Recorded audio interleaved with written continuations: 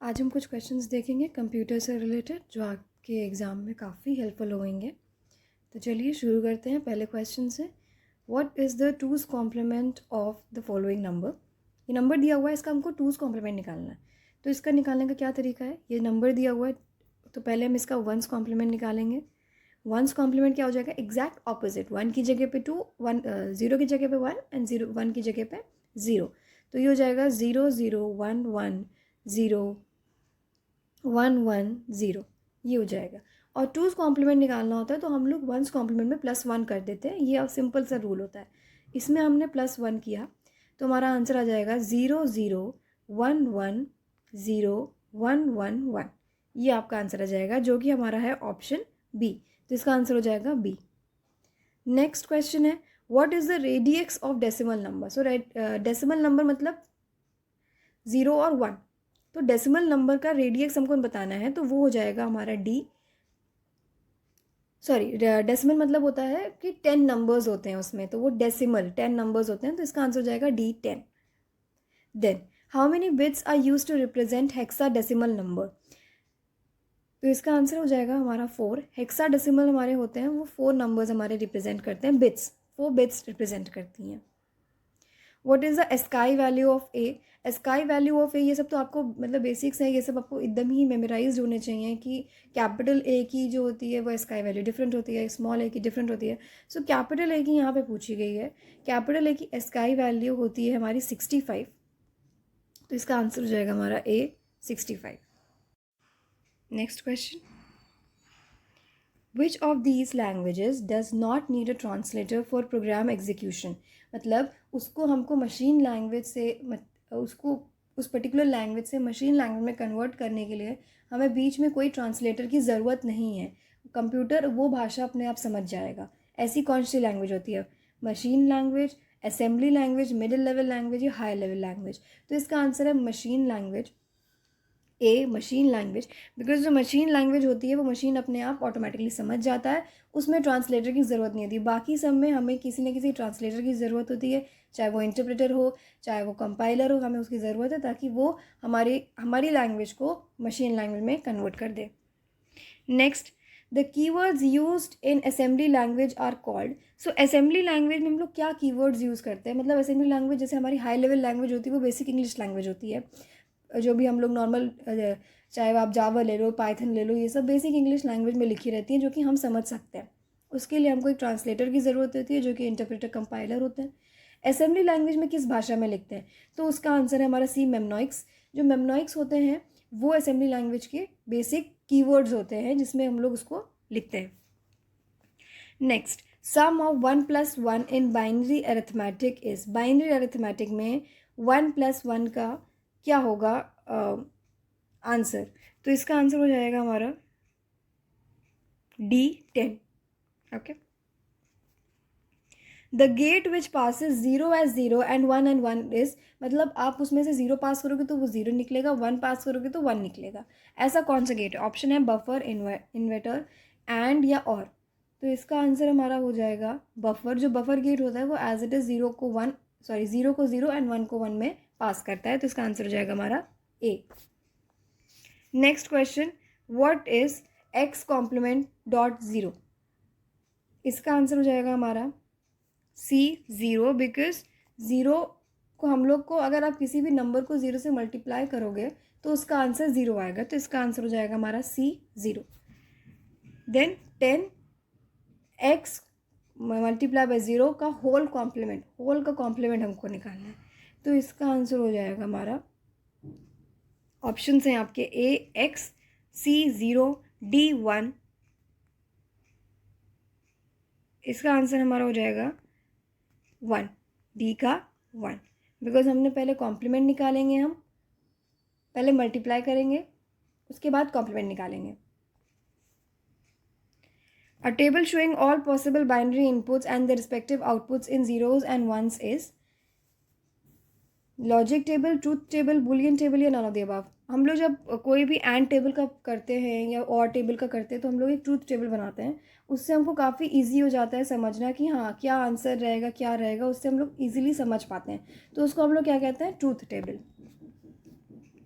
Which of the following is a universal gate, and और XOR या none of the above? इसका answer है हमारा none of the above. Next, which of the following is used to complement a value when operated with one? हमको अगर complement निकालना है number का वन का, तो हम लोग किस पर्टिकुलर गेट का यूज़ कर सकते हैं, और एक्सॉर या नन ऑफ द अबव? तो इसका आंसर हमारा हो जाएगा सी, XOR.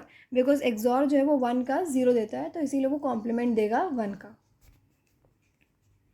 Dash is called an intelligent hub, router, switch, repeater या modem?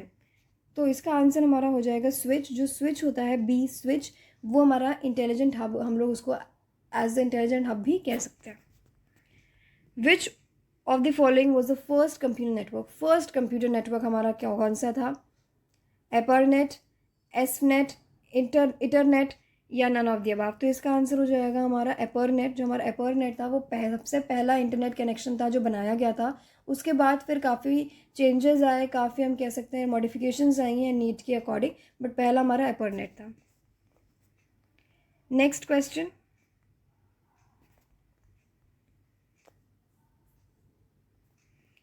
GIGO stands for garbage in garbage out, garbage gateway in gateway out, gopher in gopher out या geographic in या geographic out? तो काफ़ी obvious है जो options हमारे दिए हुए हैं, इससे हमारा आंसर क्या हो जाएगा? GIGO मतलब garbage in garbage out, A. Next, first generation computers use dash for circuitry and dash for memory, transistor and magnetic core, IC and magnetic core, vacuum tubes and magnetic drum, IC या magnetic core? तो इसका answer हमारा हो जाएगा vacuum tubes and magnetic drums. हमने circuit के लिए vacuum tubes का इस्तेमाल किया था, और मैग्नेटिक ड्रम्स का इस्तेमाल मेमोरी में किया था, मेमोरी को स्टोर करने के लिए, और कोई भी स्टोरेज से रिलेटेड हमने उसका मेमोरी ड्रम में इस्तेमाल किया था. तो इसका आंसर हमारा हो जाएगा सी. ये फर्स्ट जनरेशन कंप्यूटर्स की बात कर रहे हैं जब इनिशियली कंप्यूटर्स बनना शुरू हुए थे. Second generation computer were based on, first generation हो गया, अब second generation IC, vacuum tubes, transistors या नन ऑफ द अबव?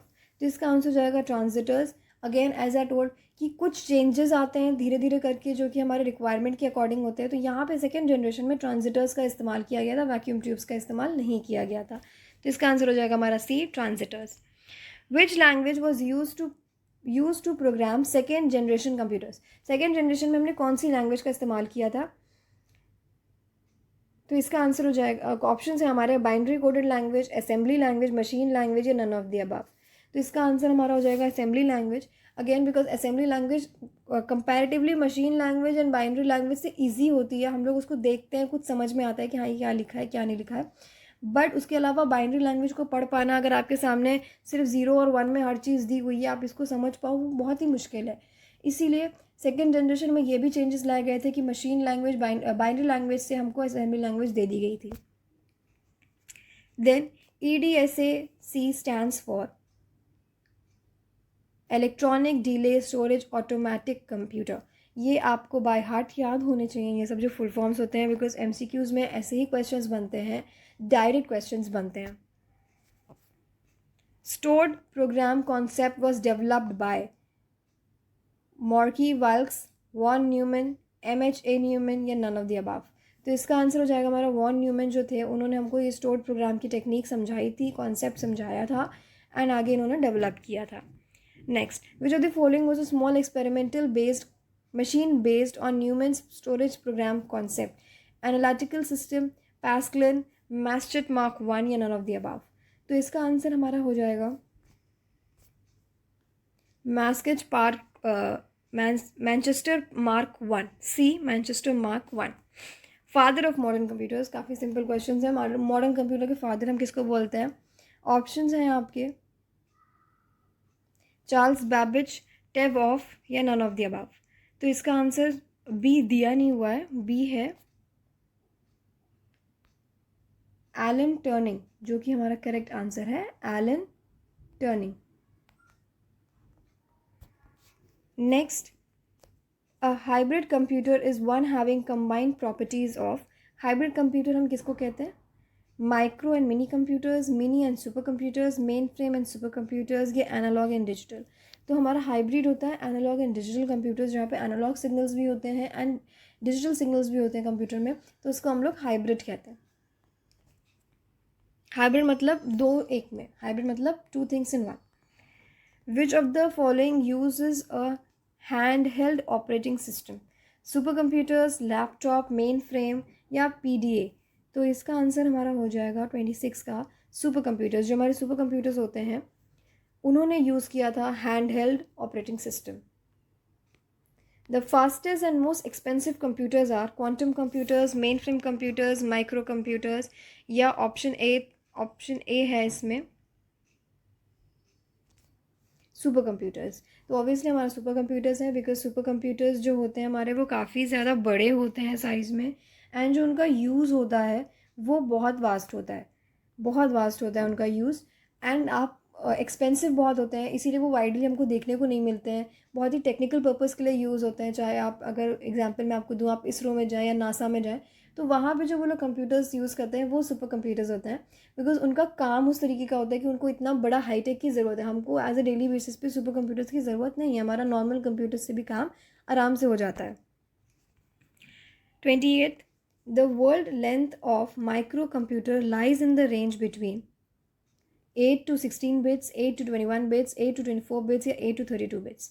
तो इसका आंसर हो जाएगा 8 to 32 बिट्स, जो कि करेक्ट आंसर है। Then 29, personal desktop and personal computers are known as supercomputers, quantum computers, mainframe computers या microcomputers. तो ये माइक्रो कंप्यूटर्स का हिस्सा होते हैं, छोटे होते हैं, इसीलिए हम इसको माइक्रो कंप्यूटर्स में डालते हैं। एंड अगर आप ये भी देखेंगे कि जो फर्स्ट जनरेशन के कंप्यूटर्स थे वो कितने बड़े थे, वो रूम के बराबर कंप्यूटर्स होते थे, तो उससे भी अगर आप कंपेयर करें तो हमारा जो आजकल के कंप्यूटर्स है वो माइक्रो है। Which of the following is used for artificial intelligence? Fortran, COBOL, C या प्रोलॉन्ग? तो ये सब लैंग्वेजेस हैं, हमारी कंप्यूटर लैंग्वेजेस हैं। उसमें हम लिखा है कि AI जो आजकल बहुत ज़्यादा चल रहा है वो कौन सी लैंग्वेज का यूज़ करते हैं? तो इसका आंसर हो जाएगा प्रोलॉग। प्रोलॉग जो लैंग्वेज है वो AI यूज़ करता है अपने प्रोग्रामिंग में, एंड आगे जो हमको जो भी दिखता है वो प्रोलॉग के थ्रू ही होता है। Who coin the term artificial intelligence? Charles Babbage, Alan Turing, von Neumann या John मैकर्थी?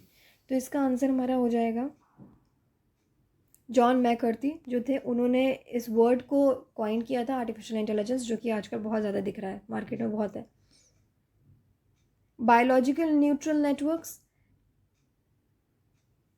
Artificial neural networks, biological network या बोथ A and B? तो इसका आंसर हमारा हो जाएगा A, artificial neural networks. The first calculator that perform all 4 arithmetic operation, जो पहला calculator जो बना था जिसने सारे एक साथ addition, subtraction, multiplication and division साथ में किए थे, उसका क्या नाम था? Pascal, slide rule, step reckoner या नन ऑफ द अबव? तो इसका आंसर हमारा हो जाएगा स्टेप रेक्लर जो था वो पहला था। उसके पहले सब इंडिविजुअल बन रहे थे कि एडिशन के लिए एक बन रहा था या सब्ट्रैक्शन के लिए ऐसा, बट ये जो पहला बना था इसमें हम 4 फंक्शंस एक साथ कर सकते थे। आजकल के जो हमारे आ रहे हैं उसमें तो जो हमारे साइंटिफिक कैलकुलेटर्स होते हैं उसमें तो आप और भी चीज़ें कर सकते हो, बट ये वाला जो था स्टेप रेक्लर उसमें हम 4 चीज़ें इनिशियली कर सकते थे। VDU stands for video display unit, visual display unit या video divide unit या none of the above? तो इसका आंसर हमारा हो जाएगा visual display unit B। visual display unit मतलब VDU। next, which language is directly understood by computer without translating? उसको translate करने की ज़रूरत नहीं है, कंप्यूटर अपने आप समझ जाता है। उसका आंसर हमारा हो जाएगा मशीन लैंग्वेज। हमारी मशीन लैंग्वेज होती है वो मशीन अपने आप समझ जाती है। नाम से ही काफ़ी क्लियर है, अगर आप कभी कंफ्यूज होते हैं तो आप समझ लें कि मशीन लैंग्वेज होती है वो मशीन समझ जाती है। Assembly language, high level language, इन सब के लिए उसको ट्रांसलेटर की ज़रूरत होती है। Which flip flop is use to store data in registers directly? D flip flop, JK flip flop, RS flip flop या नन ऑफ द अबव? तो इसका आंसर हो जाएगा D फ्लिप फ्लॉप। वो डायरेक्टली वो जो है अपना स्टोर डेटा रजिस्टर्स में डायरेक्टली स्टोर करती है, उसको किसी मीडिएटर की ज़रूरत नहीं होती है। The fetch and decoded instruction is stored in registers, instruction registers या नन ऑफ द अबव? तो इसका आंसर हमारा हो जाएगा सी इंस्ट्रक्शन रजिस्टर्स जो होते हैं उसमें हमारा फेच्ड और डिकोडेड इंस्ट्रक्शंस जाके स्टोर होते हैं.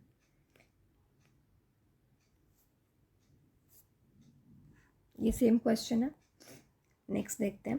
Which is not an integral part of the computer. Integral part of the computer वो नहीं है. CPU, मॉनिटर, माउस या यूपीएस. तो यूपीएस जो होता है वो हमारा इंटीग्रल पार्ट नहीं है. वो उसके बिना हमारा कंप्यूटर चल सकता है. अगर आप चलाना चाहो उसके बिना चल जाएगा. बाकी सबके बिना कंप्यूटर नहीं चलेगा उतना इफेक्टिवली. ऑब्वियसली CPU के बिना नहीं चलेगा, मॉनिटर के बिना नहीं चलेगा, माउस के बिना नहीं चलेगा. तो यूपीएस ऐसा है जो कि इंटीग्रल पार्ट नहीं होता है. Next question. The most frequent used instructions of a computer program are likely to be fetched from. जो भी हमारे यूज इंस्ट्रक्शंस होते हैं जो हम लोग कंप्यूटर में यूज़ करते हैं वो कहाँ से हम लोग लेते हैं. कंप्यूटर की कोई एक ऐसी पर्टिकुलर मेमोरी होगी जहाँ पे हमारे जाके सारे इंस्ट्रक्शन स्टोर होते हैं. रोम, रैम, कैश. तो इसका आंसर हो जाएगा हमारा डी, कैश. जो हमारी कैश मेमोरी होती है उसमें हम सारे इंस्ट्रक्शन जाके स्टोर होते हैं. कई बार इसलिए बोला भी जाता है कि अपनी कैश मेमोरी क्लियर कर लो ताकि न्यू इंस्ट्रक्शन स्टोर हो सके और पुराने वाले डिलीट हो सके ताकि कंप्यूटर थोड़ा इफेक्टिवली काम करे. The communication line between CPU, memory and peripheral is called registers, motherboard, bus या none of the above. तो इसका आंसर हमारा हो जाएगा बस. जो हम हमारा CPU मेमोरी को पेरिफेरल्स जो पेरिफेरल डिवाइसेस होते हैं उससे कनेक्ट करता है वो है बस. RISC stands for reduced instruction set computer. D, reduced instruction set computer. Next. Dash is a register for short-term intermediate storage of arithmetic and logic data in a computer's CPU. Options हैं accumulator, bus, buffer या none of the above. तो इसका answer हमारा हो जाएगा accumulator. जो accumulator होता है वो short term intermediate storage करता है मेमोरी की. The circuit used to store 1 bit of data is called 1 bit of data encoder और flip flop या none of the above. तो इसका आंसर हमारा हो जाएगा flip flop. सी, फ्लिप फ्लॉप जो कि स्टोर करता है 1 bit of data. An interface that provides input-output transfer of data directly to and from the memory unit and peripheral is termed as DDS, serial interface या none of the above. तो इसका answer हमारा हो जाएगा, C option दिया नहीं है इसमें, कट गया है. इस सी ऑप्शन है आपका direct memory access.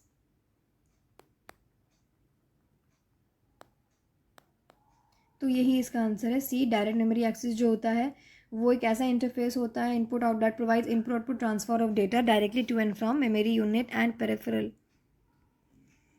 Next. Which register keeps track on the instructions in the program stored in memory. Address register, index register, program counter या नन ऑफ द अबव. तो इसका आंसर हो जाएगा प्रोग्राम काउंटर. जो होता है वो ट्रैक रखता है कि कितने प्रोग्राम्स हमने स्टोर किए हैं. नाम से समझ में आ रहा है प्रोग्राम काउंटर, तो वो प्रोग्राम को काउंट करेगा. Register capable of shifting its binary information either to the right or to the left is called parallel register, serial register, shift register या store register.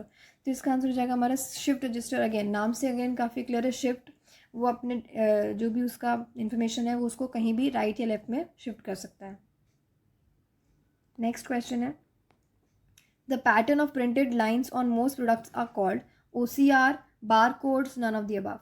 तो इसका आंसर है बार कोड्स. हमने कोई भी हम प्रोडक्ट लेने जाते हैं मॉल से या जो भी है तो वहाँ पे हम देखते हैं कि वो बार कोड्स लगे होते हैं जिसको वो स्कैन करके उस पर्टिकुलर प्रोडक्ट का अमाउंट उनके स्क्रीन पर आ जाता है. तो हर प्रोडक्ट का बार कोड डिफरेंट होता है जो उसकी यूनिक प्रॉपर्टी होती है, तो वो होता है bar code. Next. Which unit is use to measure the speed of a printer. Speed of the printer की जितनी ज़्यादा स्पीड होगी उतना ज़्यादा वो एफिशिएंट होगा, बेटर माना जाएगा मार्केट में. तो DPI, CPM या PPM या नन ऑफ द अबव. तो इसका आंसर है हमारा सी, PPM, जिससे हम इसको मेजर करते हैं, पेपर पर minute. Which of the following group consist of only input devices. इसमें तो जो हमारे ऑप्शन दिए इसमें से कौन सा ऐसा ऑप्शन है जिसमें सिर्फ इनपुट डिवाइसेस हैं. Mouse keyboard monitor, mouse keyboard printer, mouse keyboard plotter या माउस कीबोर्ड स्कैनर. तो इसका आंसर हमारा हो जाएगा डी, माउस कीबोर्ड स्कैनर, जो कि सिर्फ इनपुट है, वो इनपुट लेता है. उसके अलावा अगर आप देखें मॉनिटर आउटपुट देता है, इनपुट आउटपुट दोनों होता है, प्रिंटर आउटपुट देता है, प्लॉटर आउटपुट होता है. तो इसका आंसर हो जाएगा हमारा D, mouse keyboard and scanner. A joystick is primarily used for draw pictures, computer gaming या नन ऑफ द अबव। तो इसका आंसर हो जाएगा हमारा सी, कंप्यूटर गेमिंग। जॉयस्टिक्स हमारी कंप्यूटर गेमिंग के लिए ज़्यादा इफेक्टिवली यूज़ करी जाती हैं बिकॉज जो उसका शेप होता है वो ग्रिप बनाने के लिए काफ़ी अच्छा होता है। कंप्यूटर जो प्रोग्राम गेमर्स होते हैं उसका यूज़ करते हैं। External devices such as printer, keyboards and modems are called. Special buys, add on devices, peripherals या ऑल ऑफ द अबव। तो इसका आंसर हमारा हो जाएगा पेरिफेरल्स, जो कि अगेन एज आई टोल्ड कि सीपीयू से कनेक्टेड होते हैं ये पेरिफेरल डिवाइसेस। तो उसमें हमारा आ जाएगा printer, keyboard and modem. The rate at which scanning is repeated at CRT is called resolution, refresh rate, bandwidth या नन ऑफ द अबव। इसका आंसर हमारा हो जाएगा रिफ्रेश रेट। जब हम रिफ्रेश करते हैं तो हमको एक न्यू मिलता है। Next question, the wheel located between the two standard buttons on a mouse is used to. जो ऐसे हमारा माउस होता है और यहाँ पे ऐसे राइट एंड लेफ्ट की होते हैं, बीच में हमारा एक होता है व्हील टाइप का। तो हम लोग उसको किसके लिए यूज़ करते हैं? हम लोग उसको स्क्रॉल करने के लिए यूज़ करते हैं। कोई आपका पेज है, आपको अप एंड डाउन जाना है तो आप उसका इस्तेमाल कर सकते हो। Next, the display size the monitor is measured diagonally, horizontally, vertically या नन ऑफ द अबव। अगर आप जाते हो मार्केट में कंप्यूटर लेने के लिए तो आता है कि हाँ इतने इंच का कंप्यूटर है, या कोई भी आप टीवी लेने जाते हो तब भी वो आता है। तो वो किस तरीके से मेजर करते हैं? तो जैसे आपकी ये स्क्रीन है तो वो लोग डायगनली मेजर करते हैं, जो इतनी इंच आती है वो बताते हैं। ऐसे नहीं मेजर होता है, ऐसे नहीं मेजर होता है, डायगनली मेजर होता है। Next, LED stands for low emission display, liquid emitting display, less emitting diode या लाइट एमिटिंग डायोड। तो इसका आंसर हमारा हो जाएगा light emitting diode, D. LED का फुल फॉर्म होता है। Next question, pointer resolution is usually measured in, printer resolution is usually measured in character per minute, pixel per minute, per inch, pages per minute या dot per inches। तो इसका answer हमारा हो जाएगा dot per inch से हम usually उसका resolution देखते हैं बिकॉज रेजोल्यूशन समझ में आता है उसकी क्लीननेस, उसकी कितनी वो क्लीन है। तो डॉट से समझ में आता है कि कितने डॉट अगर उसने अच्छे से कवर किए हैं तो वो अच्छा उसका रेजोल्यूशन है, अच्छा वो क्लीनर है वो। Next, dash is a special type of optical scanner used to recognize the type of mark made on by pen or pencil. Optical character reader, barcode reader, optical mark reader या none of the above। तो इसका answer हमारा हो जाएगा सी का 60 का सी, optical mark reader. जो हमारा ऑप्टिकल मार्क रीडर होता है, अगर आपने कोई भी पेन और पेंसिल से मार्क लगाया है तो उसको वो रिकोगनाइज कर लेता है। स्पेशली अगर आप OMR शीट्स पे देखेंगे तब भी काइंड ऑफ वही होता है। The printer prints the character without using ribbon and it can print a complete page at a time. Impact, non-impact, both A and B या none of the above।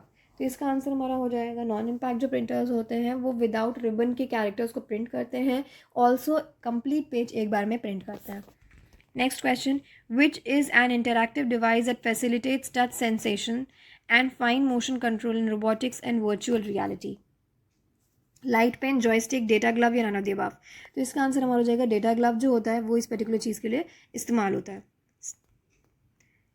Which device typically attach to computer keyboard that allows a blind people to read. जो blind people होते हैं उनको touch sensation चाहिए होता है, तो उसके लिए क्या होता है? Light pen, joystick, touch screen या ब्रेल डिस्प्ले। तो इसका आंसर हमारा हो जाएगा ब्रेल डिस्प्ले। जो होता है वो उसमें थोड़ा सा उभरे से होते हैं ताकि उनको बिकॉज वो देख नहीं सकते हैं तो वो फील करके अपना कर सकते हैं। A byte can represent any number between 0 and, इसका आंसर हमारा हो जाएगा 255। ये एक एग्जैक्ट नंबर है जो आपको याद करना है कि एक बाइट जो होती है हमारी वो 0 से 255 तक रहती है। The term gigabyte equals to हमारा 1024 megabyte. Dash is a feature of an operating system that allows a computer to compensate for shortages of physical memory by temporarily transferring data from RAM to disk storage। ये particular जो होता है feature वो allow करता है कि अगर कोई सपोजिंगली कोई शॉर्टकमिंग्स हैं, कोई कमियां हैं, तो वो पर्टिकुलर अमाउंट ऑफ टाइम के लिए, कुछ देर के लिए डेटा उसको कहीं और स्टोर कर दे ताकि हम उसको क्लीन कर सकें या रिफ़्रेश कर सकें। तो flash memory, virtual memory, buffer या नन ऑफ द अबव। तो इसका आंसर हमारा हो जाएगा virtual memory. 68, it is an ability to ability of a device to jump directly to a requested data, sequential access, random access, quick access and none of the above. तो इसका answer हमारा हो जाएगा random access. वो एक ability होती है device की जब वो jump directly to the requested data, जहाँ पे वो रिक्वेस्ट किया गया वो वहीं पे आके आ जाए सामने. Virtual memory is an extremely large main memory, extremely large secondary memory, a type used in supercomputers, and illusion of extremely large main memory. तो इसका आंसर हो जाएगा illusion of extremely large memory. Like जो हमारे जो although कम होता है but it's an example, जो हमारी गूगल फोटोज़ हम लोग स्टोर करते हैं वो भी एक वर्चुअल मेमोरी होती है. वो एक वर्चुअली जाके एक जगह स्टोर हो जा रही है, क्लाउड में स्टोर हो जा रही है, जो हमें दिख नहीं रहा है, तो वो वर्चुअल मेमोरी है. Technique to implement virtual memory where memory is divided into fixed size memory is paging, defragment, segmentation या नन ऑफ द अबव. तो इसका आंसर हो जाएगा हमारा paging. Next question. A memory in CPU that holds program instructions, input data, intermediate results and output information produced during processing is system, primary memory, secondary memory या none of the above. Question समझेंगे. A memory in CPU, memory जो CPU में memory होती है जो कि hold करती है instructions, input data, immediate results and output information produce during processing. जो हम प्रोसेसिंग के टाइम पे ये सारी हमारा जो इन्फॉर्मेशन होता है वो कहाँ स्टोर होता है? System memory, primary memory, secondary memory, none of the above. तो इसका आंसर हमारा हो जाएगा by primary memory. Primary first जो जहाँ पे वो जाके स्टोर होते हैं वो है primary memory. Software can be categorised as firmware, hardware या software, system software, firmware, application software, hardware, system software या एप्लीकेशन सॉफ्टवेयर. तो इसका आंसर हमारा हो जाएगा D, system software and application software में हम लोग सॉफ्टवेयर को कैटेगराइज कर सकते हैं. एक सिस्टम का सॉफ्टवेयर और एक एप्लीकेशन का software. Next question. Dash program performs day to day task related to maintenance of computer system, operating system, system utilities, language translators या एप्लीकेशन सॉफ्टवेयर. तो इसका आंसर हो जाएगा हमारा बी, सिस्टम यूटिलिटीज़ जो होते हैं वो day to day task perform करते हैं related to maintenance of the computer. Next question है हमारा. Which analysis and executes the source code in a line by line manner. Line by line वो का ट्रांसलेट करता है, चाहे हमारा असेंबली लैंग्वेज हो, चाहे हमारा हाई लेवल लैंग्वेज हो, वो उसको लाइन बाय लाइन एग्जीक्यूट करता है एंड फाइनली उसको कन्वर्ट करता है मशीन लैंग्वेज में. तो इसका आंसर हमारा क्या हो जाएगा? B, interpreter. Next. Linux is a type of freeware, shareware, open source software या पब्लिक डोमेन सॉफ्टवेयर. तो इसका आंसर हमारा हो जाएगा open source software. Linux open source software है, मतलब कोई भी उसको एक्सेस कर सकता है. और topology is defined by overlapping connection between nodes. A dash topology, mesh, bus, ring या स्टार. तो इसका आंसर हो जाएगा हमारा मैश. जो मैश होती है वो ओवरलैपिंग कनेक्शंस होते हैं. आप कोई भी अगर आप मैश देखोगे ऐसे करके मैश होती है तो वो क्या होती है? वो ओवरलैप ही तो कर रही है, ये हमारे नोट्स को ओवरलैप कर रही है. तो इसका आंसर हो जाएगा mesh. Which of the following is not an example of Linux shell. Bourne again shell, GBU shell, C shell या कॉर्न शेल. तो इसका आंसर हमारा हो जाएगा GBU shell is not an example of Linux shell, बाकी सब है. Which is the shortcut to add a website to favourites. आपको अगर कोई अपनी वेबसाइट को फेवरेट्स पे ऐड करना है तो उसका शॉर्टकट क्या होता है? Ctrl+F, Ctrl+D, Ctrl+E या Ctrl+B. तो इसका आंसर हमारा हो जाएगा Ctrl+D. फिर आपको एक बुक मार्क आएगा, आप उसमें नाम ऐड करके एंड फाइनली उसको ऐड कर सकते हो. Next. An example of email that is not a web mail is AOL mail, Mozilla Thunderbird, Yahoo mail या Gmail. तो इसका आंसर हमारा हो जाएगा Mozilla Thunderbird एग्जाम्पल नहीं है वेब मेल का, is not a web mail. Dash provides a dynamic way to move from one slide to another during the slide show in MS PowerPoint. MS PowerPoint में अगर आपको एक slide से दूसरी slide में जाना है तो आप एक तो पहले एंटर की दबा सकते हो, बट वो काफ़ी नॉर्मल है. डायनामिक मतलब ये होता है ना कि इम्प्रेसिव वे क्या होता है? क्लिप आर्ट, ट्रांजिशन, एनिमेशन या फोटो. तो इसका आंसर हो जाएगा ट्रांजिशन. आप अगर ट्रांजिशन ऐड कर दोगे तो डिफरेंट ट्रांजिशन से भी होते हैं कि कहीं से पॉपअप होएगा, कोई इमेज पॉपअप होएगी या कोई वर्ड पॉपअप होएगा. तो वो भी तरीके होते हैं थोड़ा सा इंप्रेसिव दिखाने के लिए, थोड़ा सा आप कह सकते हैं इंप्रेसिव से ज़्यादा इंटरैक्टिव दिखाने के लिए, थोड़ा सा लोगों को इंटरेस्टिंग दिखाने के लिए तरीके होते हैं अपनी प्रेजेंटेशन के लिए. Classify the following into web browser and search engines. इसमें जो हमको दिए हुए हैं, हमको इसमें से कौन सा वेब ब्राउज़र है और कौन सा सर्च इंजन है वो बताना है। मैं आपको पहले आंसर बता दे रही हूँ ताकि हम लोग फिर उस हिसाब से पढ़ सकें। इसका आंसर है ए, वेब ब्राउज़र। तो वेब ब्राउज़र में हमारा आएगा फायरफॉक्स, क्रोम, एज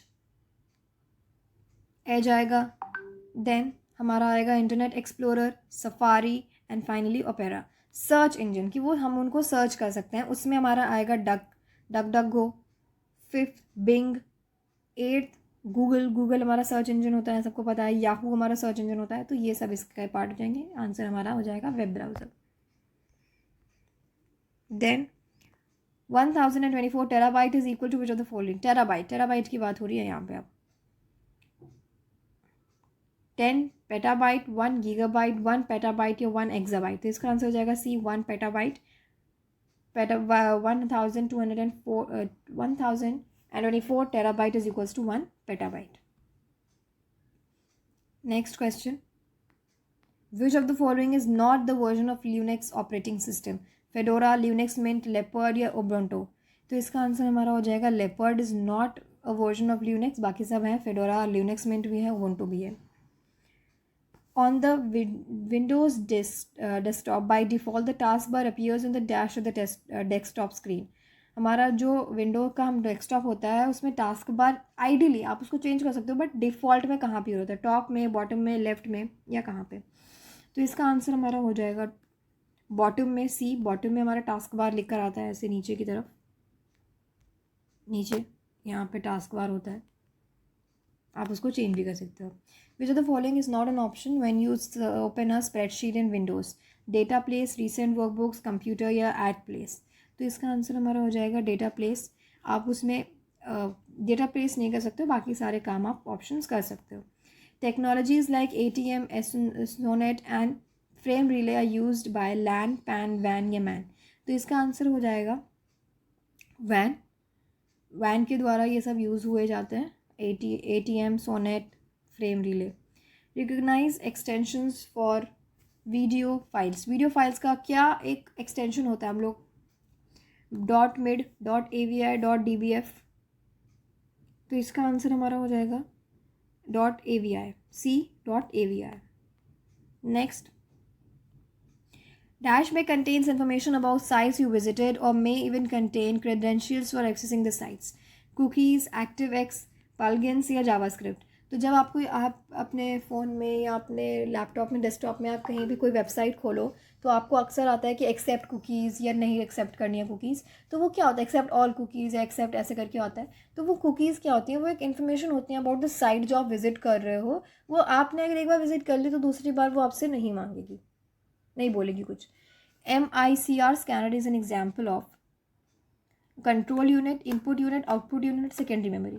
तो स्कैनर है तो वो एक इनपुट डिवाइस है, तो इसमें ज़्यादा दिमाग MICR का नहीं लगाना है कि MICR क्या होता है। स्कैनर है तो वो एक इनपुट डिवाइस होएगा ही होएगा। Next, the new incognito window in Google Chrome can be open with dash command. Control-T, Alt-T, control and control shift and N. तो इसका आंसर हो जाएगा हमारा D, control shift and N. अगर आप ये सब तीनों दबाओगे, कंट्रोल शिफ्ट एंड एन, तो आपका इग्नोटो में चला जाएगा। कि मतलब इग्नोटो क्या होता है कि आपकी जो नाम है या आपको अगर कहीं पे किसी वेबसाइट को विजिट करना है बट आप नहीं चाहते कि आपकी आइडेंटिटी रिवील हो, तो आप इग्नोटो मोड में जा सकते हो एंड आपकी आइडेंटिटी नहीं रिवील होगी कि आप कौन हो, आप कहाँ से हो या कुछ भी है, वो नहीं रिवील होगा। विच नेक्स्ट क्वेश्चन है, what is the full form of BCC in context of email के कॉन्टेक्स्ट में BCC का फुल फॉर्म क्या होता है। Blind copy code, basic copy case, blind confidential copy, blind carbon copy.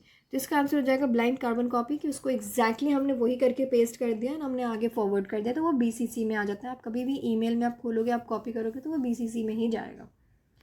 Next, the maximum possible numbers of rows in MS Excel 2019 is maximum rows की मतलब इससे ज़्यादा वो नहीं एक्सीड करेगा। 2019 वर्जन 1024 ये कई नंबर्स दिए हुए हैं, तो इसका आंसर हमारा हो जाएगा C, जो कि अगेंस्ट लार्जेस्ट नंबर है इस पर्टिकुलर डेटा का, वो हो जाएगा हमारा। Next, which of the following option is an advantage of multi programming.